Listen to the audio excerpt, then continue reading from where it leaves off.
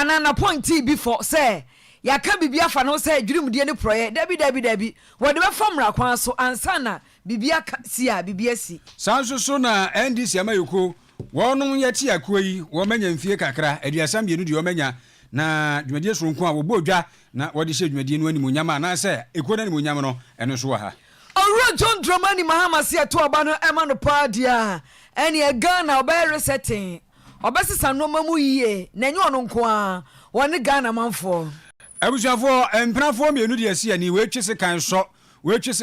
enti ene we di won yokoro dia won yonko akosisa yi ba ko awu kwaso a na enwomesuamu nimdifo bi e de ato dwa se Ghana ensanu nyuma teteye eno ene beboa pa amayetimi enya adwuma ye yesra wada enwumere yi midimafo eba clinic anase sekura the hospital mesrawo foni kire ho sense yenwuma panti apagya yemu aba hospital prekope wo yade a bomodin na fa yade bra betu ase ama Dr. Tambo da so na de tamo to so ho beto sesi a eye poku ase mayra ebuakwa atwago onsabe kan kumase a 0244774282 0500727215 ibedi nkomo fe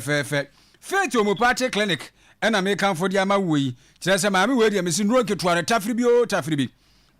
stroke beko yade be fertility fibroid diabetes pressure uyam na keka wo eno no se kuratimi dwa na da no osa mesre wo yade ben mama Faith mama Elizabeth wo se fabra o de pa bo no toso sa no na se wo de asofu dwuma ne kan wo a papa bi mama Faith e wa ina makokobi 18 mu yade bi e be ko ate yade bi anka dem ji so anko ho 0246728675 0556 272 671 na yeni enkomo bi ese efata ono so ka ho bi ena nwumire o maso ye na sene eni ebitise sanso ena ye ka so Bosheba Electricals enkania papa wires ahodo ceiling fan air conditioners ni ade Bosheba Electricals enkania papa pa fie edum PZ kejetia enhwe ni mu wa fe Bosheba bro saying so your prisons run about adum PZ antiata ko for dan ni mu 0322 030 838 0541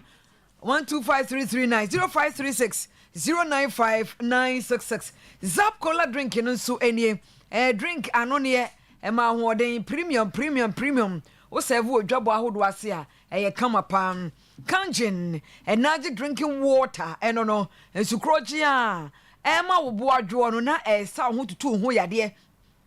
ubeda fom o pressure beko fom ebe mo body no aye akala kama pa upebi to Abrema UGC Tafu New Road about Ruth Johnson 0241 449191 0507 379474 Love Condo sono upebi adwo ho na wada aye hwa o dan ni mu akase size ahodo o standard superior deluxe executive na presidential enya sabgeto na free wifi ho DSTV air conditioner full nyanya na smart card ya di bia yi no nti unse security so ye tight ho edumanu 4BN military barracks achiri hwa odro Ejaku Street 0501 689 624 Love Condos everyone's home. We need to crop ya asante minuaba Piesie Lardi yeshe ensamno asim His Excellency Jubilee House Megida Sarawuta nado dankwa ekufuado wakasa ne say wose opanyi wadue mateso mante sense mo ekeka no krom ni baby no watibi wose no omanfo keka no wotete ene na no kra His Excellency John Dramani Mahama aka asoso se ne nkrofo na pointis no saso ofo ne woni okeka ho ebi mu yekasa obakodi dwuri mu ebi asabi sika kodi won boto fimu efanto ha wode ato enfamo ha wode abo ne efrenement management ni sikadie ni ade no a wote a wonye ho hwe eno se de bi sase de se nesese ewiase ba bi ade ne dan won fanto ha efrito se won fanto ha ya ba ta aka ya won fanto e se bibia enti wono de se ebeka so soafo bi anase ne nipa bi abamu ni bi ediboni bi dwirimu die bi a so fiti ya no wote ho any where are you mun kopam ni fro debi e wo so de fa control do so e quanten so yentie ne nsemo. Justice, ladies and gentlemen, I'm sure we are all aware of the statement by the former president and perennial NDC presidential candidate, John Dramani Mahama, stigmatizing me as a clearing agent, because for him, mere allegation without more is enough to merit condemnation of an accused public official, especially one of my administration. For my part, and let me state it again for the record, I will not set aside due process and the rules of natural justice on the altar of the fight against corruption, no matter how much opprobrium this position incurs for me. The rule of law is the best protection of individual liberty in good times and bad times. And so saying, I want to use the opportunity of this platform to reassure the Ghanaian people that the law enforcement agencies of the state, including the Office of the Attorney General, will do all within their power to ensure that law and order prevail in the country at all times, especially during this critical election. His Excellency Nado Danko Akufo-Addo wakasai wo Law House awon kran make us say no ye opening ceremony a wo bia no nti atemuafo ne animdifo ne wone a woni mra na ahia ho o se Ghana mra ya adwuma nipa bia so woni chefa se mra ba ya adwuma ne hu se wadi dwurim na woni dwurim nti o so ma ho kwan emfa won se ani abrese e kudwurim de ne proye no man payi sa to aso se digitalization abo mo man no etumpon e wo dwurim de ne proye dwumadie mu. The use of technology has been pivotal in our efforts to combat corruption. We have introduced digital platforms for public procurement processes, reducing human intervention and minimizing the opportunities for corrupt practices. These platforms have increased transparency, efficiency, and competitiveness in public procurement, ensuring that public resources are judicially used for the benefit of all Ghanaians. Enti ye ho asam no wo se digitalization aboa ama watimi ehunu dwurumudie ene ye faso ye beto aban beto bibia okwan bi ofaso ne nyina ya hyehye de pepepe obi mfa bi nkofa ba bia ana ofa kwati kwaso nkoto no ma President Nanado ese abrosantenti omasi de fufuro ye to aso duin ene ba bia pake no ekese aban no wo pese dwurumudie efiri oman mu opese atentrene eye adwuma wo man mu. The importance of this building goes beyond its physical structure. It symbolizes our strong dedication to upholding the tenets of the rule of law, which is the bedrock of any thriving democracy. The rule of law ensures that no one is above the law. That is, the concept of equality before the law is respected. That justice is administered fairly and impartially, and that the rights and freedoms of every citizen are protected. Na Dankwa Akufo-Addo Ghana mampanyi ensem. Mampani amede Dr. Mahmoud Bamamia abepiem wasante mantemu na sede entoabon wegusu a ababeto nananom ntitru na muslimufo ya onomo edi nkomo papa na sede wo himfra nkan prepring edi ama MPP ma ikonu wode atudwa se enhappy no agu nani so ba ko edi mu ntintima pa ene se de fa nananom so kra ho titru won momra ya wode bu man ene ade no ano yankopon ya dum no obedi mampani obehwe na wahye mu kana papa de fansa asesem eni ade no obi anim se nkansa asesem de nanom abam ene wo so obehye mu kana no. The other area me pese ye no a good relationship between the government and the Nananum, government and the chiefs. Nanam Usha, so far, ye tikakra, as far as our governance is concerned, ye involve chiefs no enough in the governance of the country. Me pese Mr. Sano, because as it is right now, the chiefs are powerless in many areas. They can't even summon people omobebaho. We need to change. Amend Section 63D of the Chieftaincy Act to empower the chiefs to help government to govern this country. So, we need to empower the chiefs to help government. Dr. Mahmoud Bamia and Motel Wanka say, I was saying, I don't know to mutimi bu aban naja amamu no kwaso toten na aboso ba na beja pa ye ha ti aso asisudia na wokire mu efa ne wose abefo kwantempon aja wo hyemu kana ewom sa wo hodada nanso akwakofa de bia ba obi anim se ahyemu kana pa saa digitalization no na eno no wo kire se na nanom kwampo obefa so no omo ne omanfo edika subom afa abefo kwantempo so fa asase mo nso kan sei they say ye pese ye codify the lines of succession for all chieftaincy lines of succession in Ghana. Disputes are ebano. It's because many people are being chieftains in Opera. They want to be chiefs. And we will empower the judicial councils of House of Chiefs. No, now you codify lines of succession no, across all the chieftaincy institutions in Ghana. Will bring down the disputes. Etiafa se former good year to so no wo kire se nananom ye se ebo mamane se de nyina yinim nei emra no e ba ye dada eda ho na nsem ho wo mo hyehyɛ ye sense asene de enka de nanam bom dise kokoba se bia opeso ofa kwantepo so ne bia utufu magudi a eno ne de emra no ho kwaje okrata wi na de akɔkyere nananom eno soso wo kan ne fa babisi nananom the other area wo hwɛ galamsey a ekoso and the destruction of our water bodies and our environment, no, we can only solve this if we involve the chiefs to help government. The gold and all of that, no, the chiefs must have a stake in the exploitation of those resources. The district assemblies must have a stake. So I was just being told just a few days ago by someone who is very wise that let's look at giving the chiefs a stake, equity stake in a resource, whether it's a gold mine or whatever. When we find gold in your area, then you have a stake in it. And Ntineno no ehu gold bi wo ba bi a ompatemu wo hene na ne wonso so tefa kakra anansa wonso gina isi e wo ho no na ja wonso odi aba na afi eba ne sanu anananom enso so ebetumi anya amamu mu chefane ade anti Dr. Mambuamia eneguso a wakasa no akire de wakasa efa no saa ade ya ban se be fa wo fa hye se wo ba no wo ba be ma ne be ma na LGBTQ wo kan kra na ase afemo no enso so de wakasa susudua so de utia kra anananom minim se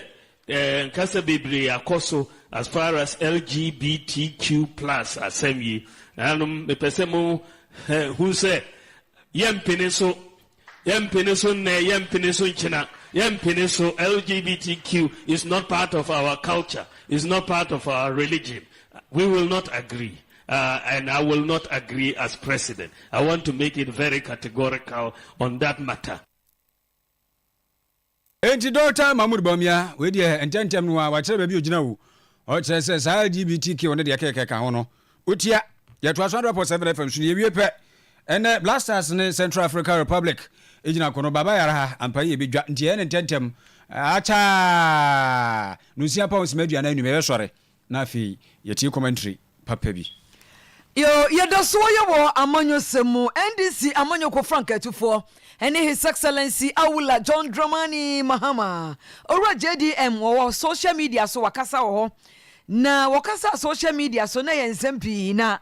The okafa ho titro pa ne se sabre yegusua ye proxy voting no ye apply se untimi ento aba dai beto aba no a onamusini obeto aba no odi hu dwuma ene se transfer vote no so nyina odi hu dwuma yakopo bo a busumi ni da toso edunan entina omampanyi dada John Dramani Mahama otu Franka ama disi amanyoko no kai wo mo a wo sa adwumade ni di no se wonyire wo ho no ni sa adwuma na beboa ama otimi akoto ba December 7 no na maye nyina wo mo a wo mo ne ba kan bom aka bom na fe ye de zaimapa aba oman mu ha. Currently, an exercise is ongoing to enable those eligible to transfer your votes or replace your lost or damaged voter ID cards and to apply for proxy voting if you will not be available on the 7th of December.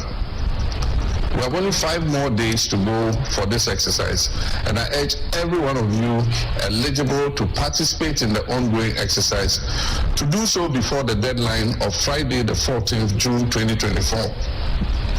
This election is like no other in the history of Ghana. It is an election between Ghana and the new Patriotic Party administration. It is an election for change, to reset Ghana's narrative and effect a course correction from our disastrous trajectory. This change is ordained by God to relieve our people from the hardship and poverty that has been inflicted by President Akufo-Addo and Dr. Baumier's reckless administration. Ora John Dramani Mahama Boso Kena ena wade atudwa no medikan akire mu no. Yo. Na ni nyina mu NDC amayuko no onse amayuko e ba ye emfie porepore aduasam ye no 22 years nti one anniversary na wodi.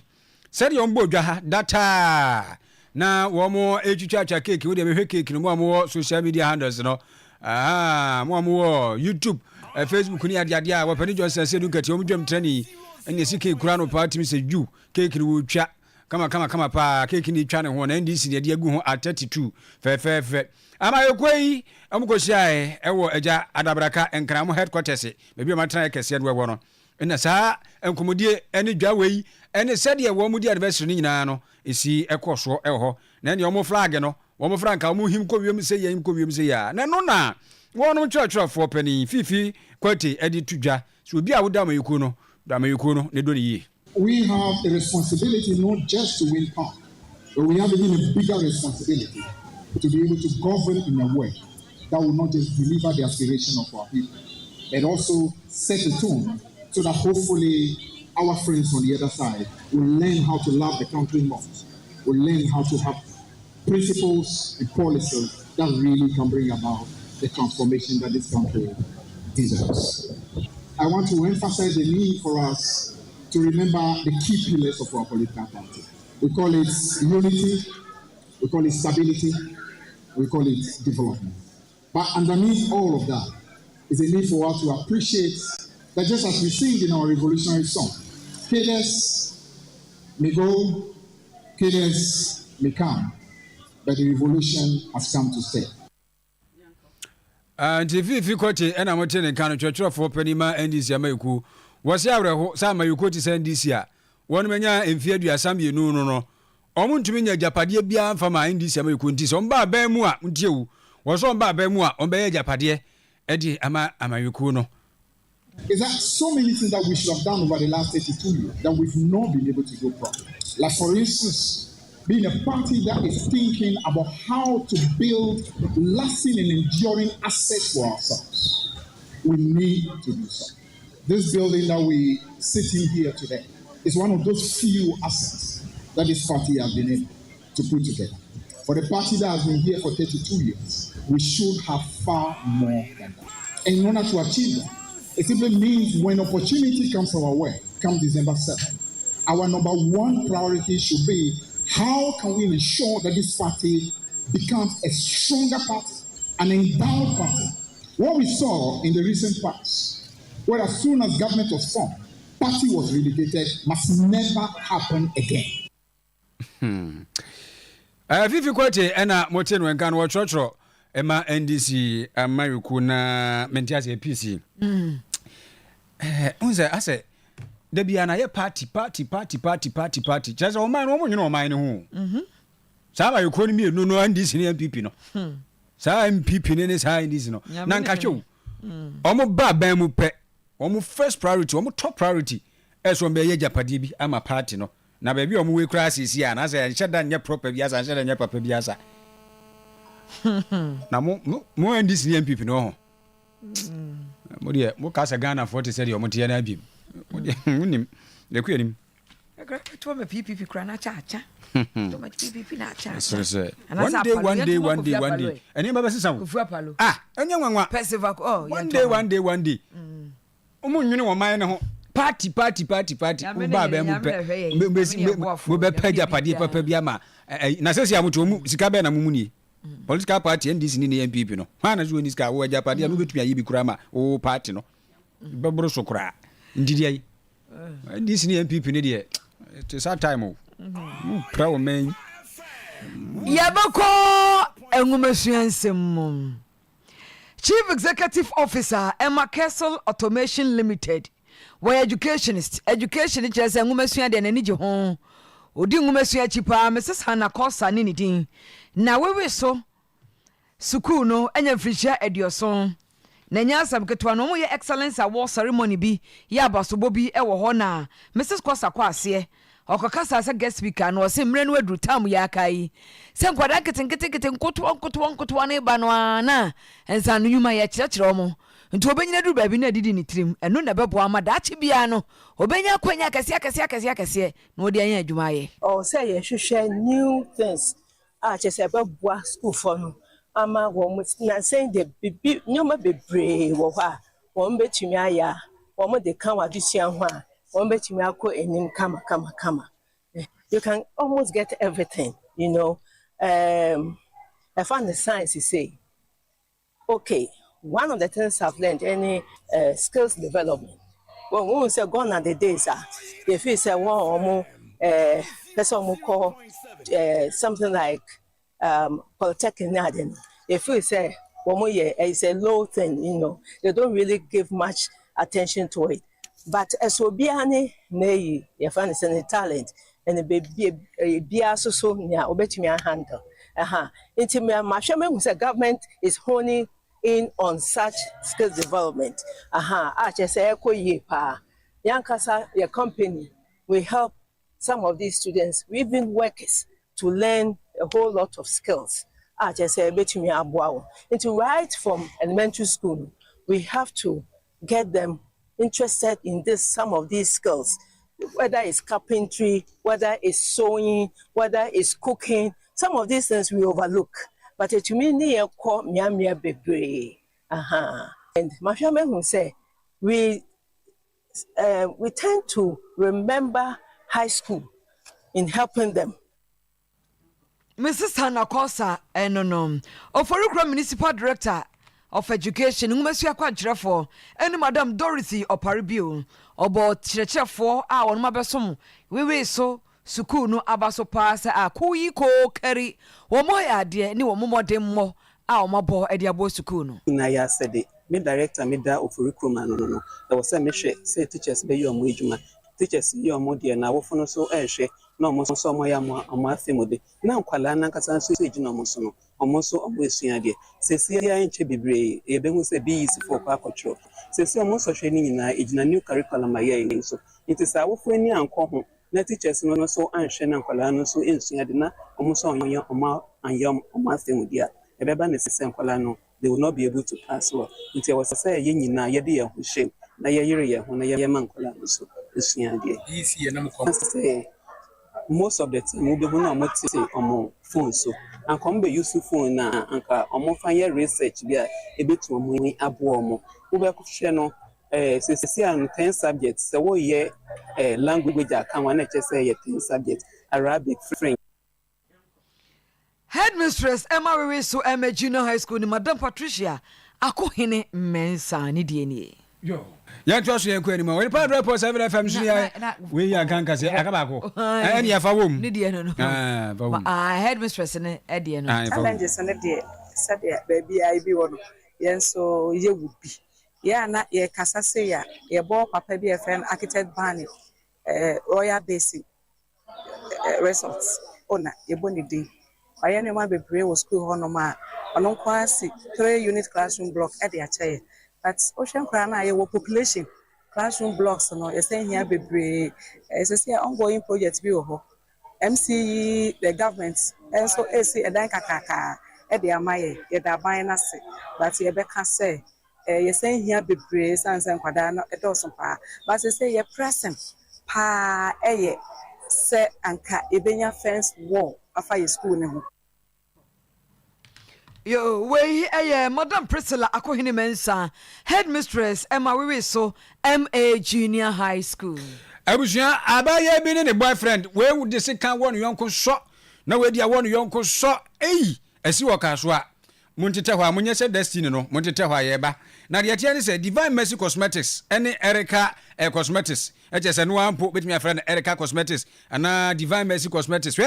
ema no misremo munkwaji enku papa e de srama we de no eto so sei na hana Thailand de ho papa bi ensamra di dware mesia ne ma we de nkasama ye mpede nchima chi we bia no safas do gigre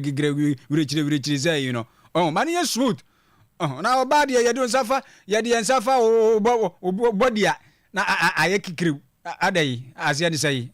wanhye ma animunyam esre wada ya no atobo ase mu de oni akire mu Divine Mercy Cosmetics anas Erica Cosmetics ni wakɔgye ne baba ensane bi kura te sene nsu abai wahyehye kakra pimples ni nyina bɛkɔ wate wopɛ designer bags ene ho slippers ni ade shoe ni ade a wode bɛkɔ occasion bia we no kura no efiri UK de ba in US na makeups bi twa wo no makeups ho ne ma nyina bi nso ɛwɔ Divine Mercy Cosmetics ene Erica Cosmetics ni nyina nso ebom tina wate ase ama mesa ye nyina de ani kyire mu hɔ edum Mrs. Anoche Plaza hɔ no a hwa no wɔbɔ wo se Erica bɛba hɔ mini piesie nyina bɛba hɔ ate 0553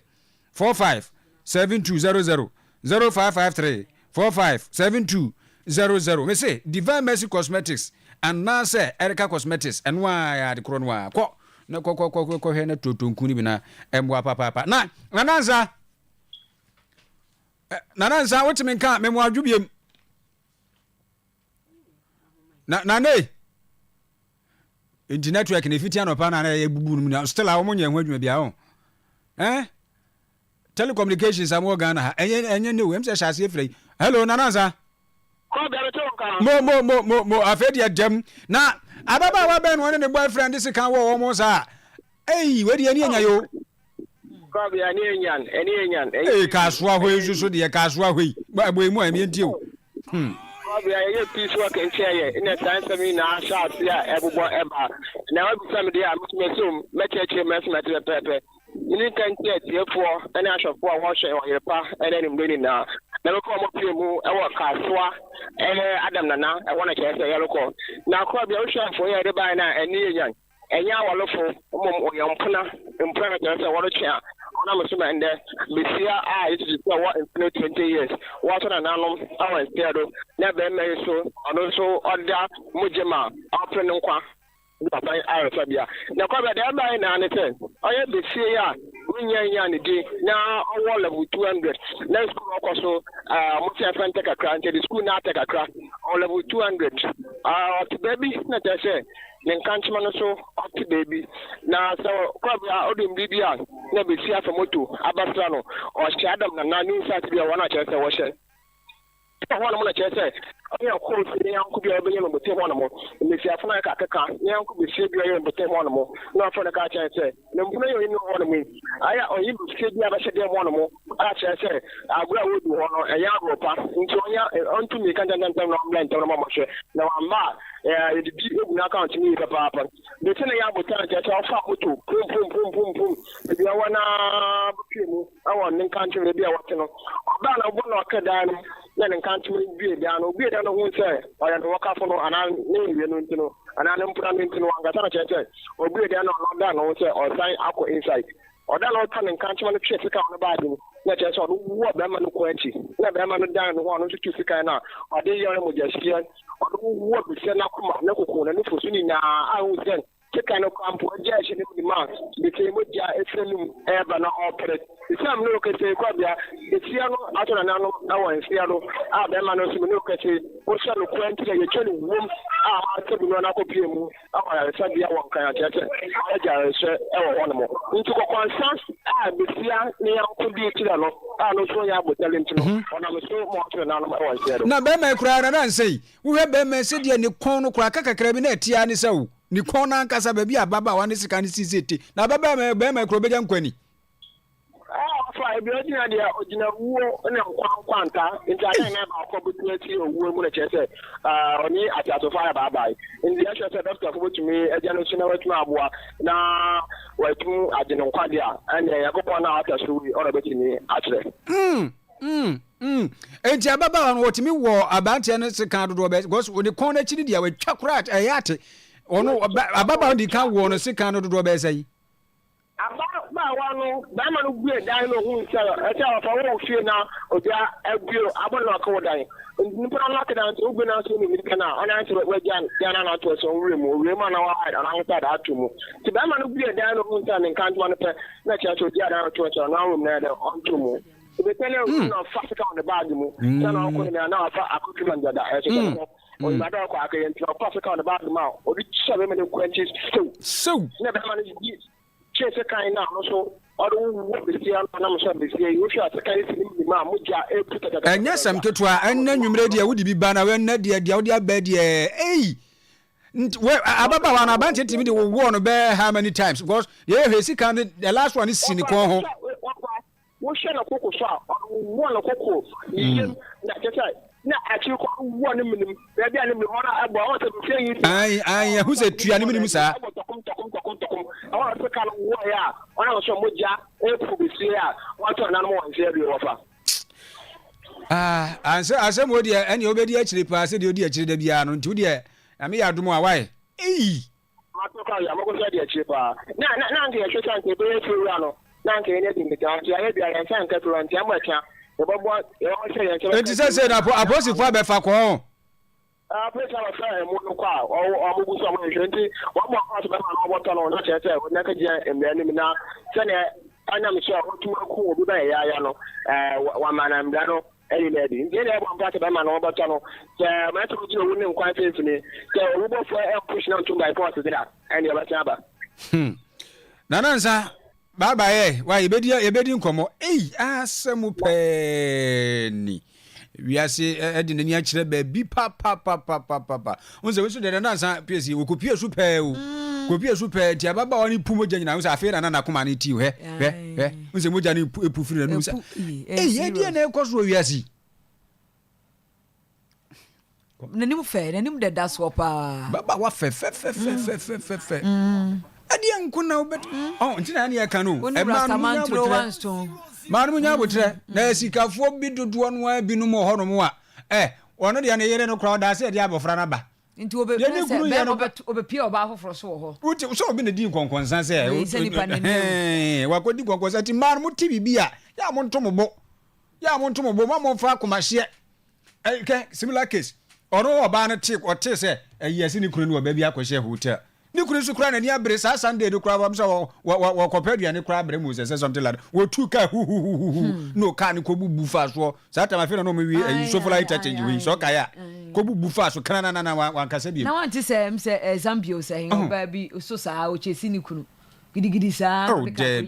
Debbie na wonu se me ko national service wo Western region ho ba bi weekend bi ba Monday ya teacher ba ko no so free kumase chinchina wo homi wo abua kwa sport mi so mi pie da wo bo mi di chesa asem adwe ho ke ye wu akwa mi akumi ye wo chesa ade bi o be tiwa be di nto hu wei one ne nam ne ge no so na ne nya ne hwe ne o ba kra no o huhia ne ba bia da obusa na sam keke no akọ ne ba bi o so kwa kra wi ne dia na twese kan di awura so Debbie sa ne ma no de mu didi de kira ema no montomobo na de kwa mu ntimi ni munya masem mu kwa mu ntimi ni ese ya cha kra mi tie menya 8 Ghana ma ya kase ya cha odi ena nya adwen pa na bia se metam de ba ku ya ho na mtenwa ya pon kra ka me kwa menya 8 so ati ase obi abenya 8 adai adi ko ni ma yo yanko fifi mantamu amanyo semu na no wote se edbi wu kon transfer vote wa asamala nkotwom ewa wutu senya isi wono mo enam so ma ka twetwe ba hokra ma ono abu mabisa wa kumsi mrahye betwani ne ba ye won se kan NDC ni so ono so yes an na so mu wom na ndusu bidi aba no otwa no ho sa se V6 no na ze wada fom gungura nsam no ya asam no ya asam pa na APP amanyoko no ma ese saade na ekoso no entwa ye kura IGP sori waka IGP sole no onye bibi emfa ho na atantre ne enye adwuma Owura Richard Techimensa wono enegina MPP fo anemu ekasaye na call your baye NDC parliamentary 2020 ye ne pro wi Emma enne de bia betina kaso abato yipa probe ono no waja tu no o we tutu asama ono ogina ho ma NDC we wutu senya is onye ne nkofo wokwa center ho na yehu mobile emma okwo abrante second no onye ken adewu na oyaza NPP amanyeku na 50 month of na ya condemn in no uncertain terms na mo yin je there assembly si no so police fo enyim the police fo why you Emma was in Renton Ekejina court. Emma, worried to Hassam. The best rappers for in there, you were Irish more. Dr. Akufudam Pare led police service. In there, obeyed him, no, I had there, Perry, why you do. I'm home with them and embrace me, wasn't mentioned once, and running away. Fifi Mantamu MPP Trefo and Ratachi Mensana Fifi Mantamu women organizer MPP and the Charlotte Ajwa entry Wakasai. Musa now for your lawyers. What about politics Muna Bay and a now for your no one was so your Indo Miguel will be IGB. I know when the Yaka. We are talking about idea I didn't put you any ever. Now Musa idea see. There's a warranty, so what's here to me this kind? And what will be a Yamian Roman Asabre in the Panachrin. It doesn't glorify that. Will be a delay. And what me and Mammy have a cool small Yadiania. Will be a crocodile. So we are listening. We are PPP. Movement for Krakojibi. And together, one member, I wasn't now call your near see to me planning for but I guess she and this is your track record. I am with your shield. But young people, you are so very in access. We are leading in Central. And the Mama Charlotte Adwentry and 50 man women's organizer and my MPP Amanyokun. So penny ya wada Parliament Chapel International ano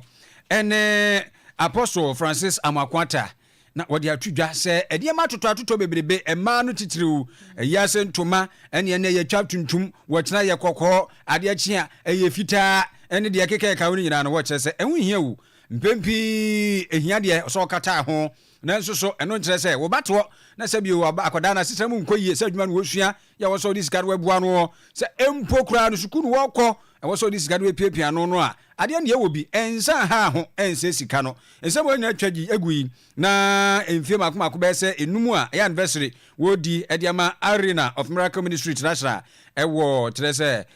Chiribuja ene ne patemu ho na so fani edi nsem tudwa kurowi se de tibia de daachen anye nananom de daachen aye nkwada na ewu eti osira wofo ni se ma mo mfo musika anye ntoma ene sebi ano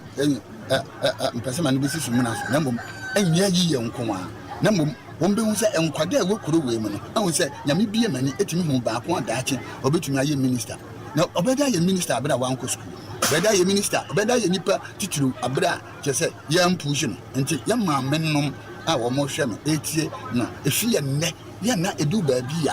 a ma we no onipa yare ayemwa no akwada ye wono ayemwa no chese nipa ni wu na ya tumi asesi katwitwidie e de ayayie no na enkwada ne da ho agufi ho a wo mo nko school ti Apostle Francis Amakwata ena moten wenka no so pani kofa by oda Parliament Chapel International Ministry ano na ni nyina mu sese okonsra hwe dwade suruko ekoso no ena Pastor Godfrey Damwa ono so ena air of penin ya wada Miracle asafono ano no wode atudwa se ampa niema bi wono mu a esese yesi kire no yeka ni pepepepepepepepepepepe joma no yeka asore ani wan eni nshoma no egum no a yekọ okoso nyankopọ kosore no nti se yeka se betintima safodi a na mpempi ye mo bo nshoma no ne inkrutu odo yetena se din hunu ye no na ye hunu se afibia no ye ya adoye edema villages no nti last year no yetumi rach moja yura ha no ye hunu se na ho problem ewa ha nti ye hwese ye betima boa no kwase me hunu se ya setenam ne ya brabo se yi nsuo frima ye ho be mo bopa ti hwe hunu ye se enipa e wo kredio mu nya nsuo no ma mo betima nya apomodei enso etima sonyame ama onyame ni onyam enti eno no so for Godfrey Damwa na ne kra mu na dikro ye wo Chiribuja gbabo alote ono so wode kakra to aso kire se nukure ni o makwa de nye waka bia so maka ono so sinsin ena afin so ye kwan so asai enti se oba pi kwa nyim na okọ ayaresa obedu okra no na how ni amane kra to no so nti nke ye sra ban no sɛ nka ɔmbɔ modern so ɔbɛboa yɛ na yɛanya light na nkwadaa no atonya so adeɛ ɛsiane sɛ light wɔ kurom a ɛma kuro no to mpɔn ntia no gbagbo alote ɛna ɔno so mote no ɛnka no ɔno na yɛdi kuro ɛwɔ ɛpatam hɔ kyiriboja to wɔn kɔtu nsuo so afono kabom tu nsuo ɛne sɛ saa anamotu nyina ɛkɔ so Achimbo ase ewo Eastern region mfimfini mantem achima samansi no emo atadwufo wa ene wonum atedene fisana na oben akari esi edu a otoso mienu yesi ne hene wono ne hefoforo wo se ye na wofo mu okrom wo se omani agede nanso eba mpuntu a wonum ka achiri pa womuni ayaresabia osre sempuntuo aban fa bimra ho si aye monchemonka afa nti ehia se ebeye saa ekwan no afa ye sukuru sem hospital aha obi fie ne ya han na omoye omo ekowe yibum ti se yankasa nso ye nya yen de ye sukuru sem afa ye mabu no adwuma ni ho nti se beti bia bebie ye se one district one factory e ba bebie bia ma ye ha na nka ye mabu nso enya bia ye so ye basase ho na na ya bedi ade yo mbebisa e be nya bidi ama na chidom na sika biara ana bibi kakra beba busua ne ho no ye hwe se akola no onfa mesiesie ne ho ana o medi odi beboa kura yi empuntuo na ababu na ewo kura yi mu no so no omo so enya bibi akita wo nsa ana so mbenya pa bi edi na omo so enya bidi ahwe omo achi yo weye Achimbo ntodi ase manfo bi na obi akaresi do to so mienu eye ohene a o se ye esi ne hene foforo kra wo so de biako yenka bomu eneba obese ne manfo be pempen so na nkro obi Concordia ibi Victoria enka bomu ahode obeka bomu na onya hoden dia chechire wo nkro ne akona busua omabo machi dom na wonde ma betra akunya kese a me nananom ebetena so esu a edi djuma na me yakola yi so me ba beto so ne me ka kire me manfo ne se nya me eya dom a abra wa ya dom de mesi akunya esu sa na o ya dom nso a empuntu aka kire oba ekuru hu empuntu aka kire bebre nana oben akaresi odu a wotoso mienu achem bontodi ase hene eno no awusia trotro driver bi no hu laptop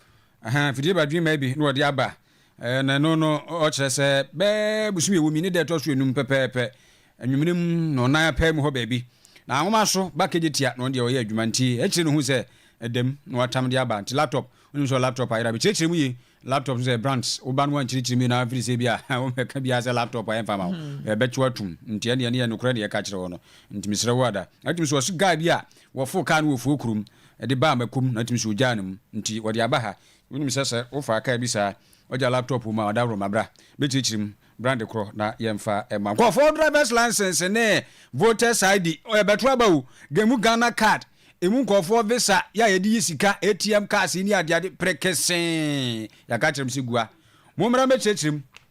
mo ba ne gya yetu agu ho uhu di afa wa de ko na kyerese odi aseda manyankopon ebi nsusu aka Oyerepa eno no ena de to so aduonu ya busumi ya etwami droba bi a wono nsusu waya adwuma efiri dunkwa abakumasia na wo so hu se botobi kyerese yi sa bus ni kasi bi ne eniema kakra ne wowo mu a no so da ho ya wono so atabiri de abeda yen nti e won so ha tunim se sa bere ni mu ho no busumi a etwamu me busume trikotoni ma ne de to so aduonu se botobi efiri to gwan so na se bi akofa ne ma bi atitete sa ni kasi ni de tete sa no a mesre wada bra na bechichim ne fo de ma wa ye wo ye dum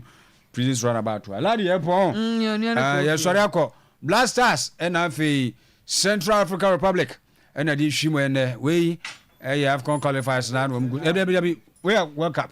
qualified. We are World Cup qualified. Yes, I've gone on board. No. Korea this time for Emma when you are Kenya. Jimmy Cliff, Nanapokia, Bapa Piesie, and Grace Asabre Piesie Lardi when the children come. Kobias Anthony, many aba. Piesie Lardi Dominoes for Biscum Radio Sumpienkan Mese ya ye tu susu bi wo adwum eduru me so a me kotonka ne nyina bi wo boseba